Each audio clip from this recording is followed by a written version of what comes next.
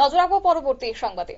জেলা শাসকের নির্দেশে খাদ্য দপ্তরের উদ্যোগে আজ অভিযান চালানো হয়েছে উদয়পুর মহকুমার বিভিন্ন খাবারের দোকানে এবং তারপরে মিলেছে নিম্নমানের খাবার।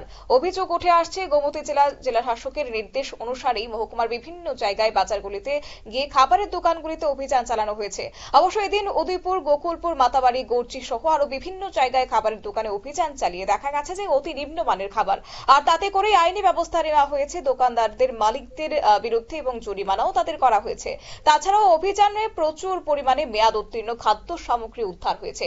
এই প্রসঙ্গে চলে যাব, আমাদের সাথে যুক্ত হয়ে গেছে উদয়পুর থেকে প্রতিনিধি প্রসেনজিৎ দে। প্রসেনজিৎ, গোটা বিষয়টা যদি বিস্তারিত তুলে ধরো। বেশ কিছুদিন ধরে কিন্তু উদয়পুর মহকুমার বিভিন্ন জায়গায় দেখা যাচ্ছে যে মেয়াদ উত্তীর্ণ বিভিন্ন ঠান্ডা পানীয় থেকে শুরু করে মিষ্টি বিভিন্ন বিষয়গুলি, যে খাওয়ার যে সামগ্রীগুলি রয়েছে তা মেয়াদ উত্তীর্ণ একবারে নিম্নমানের খাবার বিক্রি হচ্ছে। তো সেই মোতাবেক গোমতী জেলা শাসকের কাছে যে মাত্র এই ধরনের খবর যায়, তারপর জেলা শাসক তরিৎকান্তি চাকমার নির্দেশ ক্রমেই কিন্তু একটি টিম পাঠানো হয়। সেখানে খাদ্য দপ্তরের আধিকারিকরা সেখানে যায়, বিভিন্ন দোকানগুলিতে একই সাথে কিন্তু অভিযান চালায়।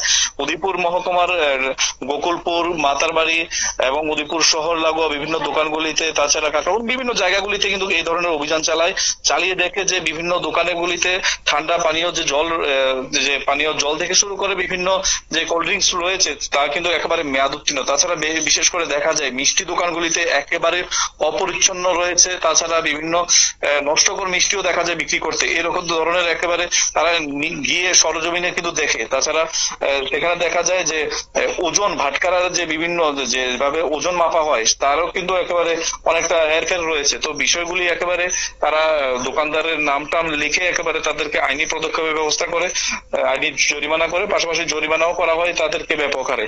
যে দেখা যায় গোকুলপুর এলাকায় বেশ কয়েকটি সুনামধন্য মিষ্টি দোকান, এগুলোতে কিন্তু জরিমানা করা হয়, কারণ এই মিষ্টি দোকানগুলিতে একেবারে উদয়পুরের বহু মানুষ কিন্তু সেখানে গিয়ে মিষ্টি খেত এবং দেখা যায় সেই দোকানগুলিতে কিন্তু একেবারে অপরিচ্ছন্নতার ছবি উঠে এসেছে। একেবারে উদয়পুর মানে আমরা জানি যে মাতা ত্রিপুরা সুন্দরী মন্দিরে প্রায় প্রত্যেকদিন হাজারো ভক্তরা যাচ্ছেন, কিন্তু সেক্ষেত্রে তারাই তো এখন পুণ্যার্থীরা বিভিন্ন দোকানে গিয়ে খাবার খাচ্ছেন। যদি অসুস্থ হয় তার দায়ভার কে নেবেন?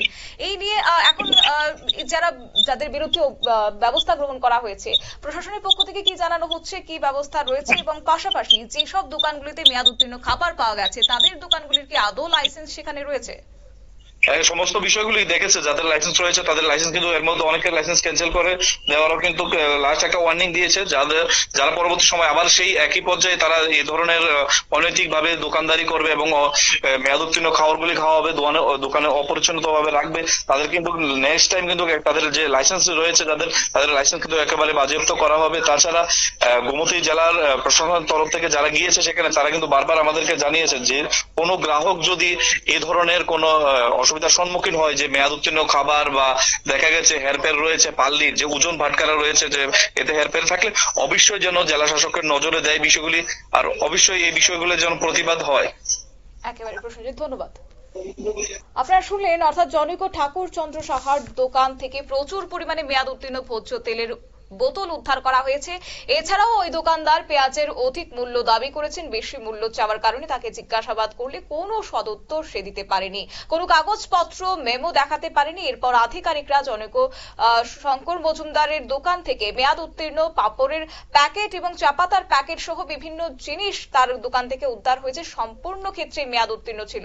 এছাড়াও জনৈক আশিস মজুমদারের দোকানে গিয়েও সেখানে অভিযান চালানোর পর তার কাছ থেকে কোনো রকমের লাইসেন্স দেখতে পাওয়া যায়নি এবং ওজন বাটখারার ক্ষেত্রে কোন রকমের কাগজ দেখাতে পারেনি, যার কারণে সেই দোকানদারদের বিরুদ্ধে কড়া পদক্ষেপ নিয়েছে প্রশাসন এবং আগামী দিনে যারা এই রকম কর্মকাণ্ড করবে কিংবা মেয়াদ উত্তীর্ণ খাবার সরবরাহ করবে তাদের বিরুদ্ধেও ব্যবস্থা গ্রহণ করা হবে আইনিভাবে। নিয়ে নিয়েছি ছোট্ট একটি বিজ্ঞাপন বিরতির, সঙ্গে থাকুন।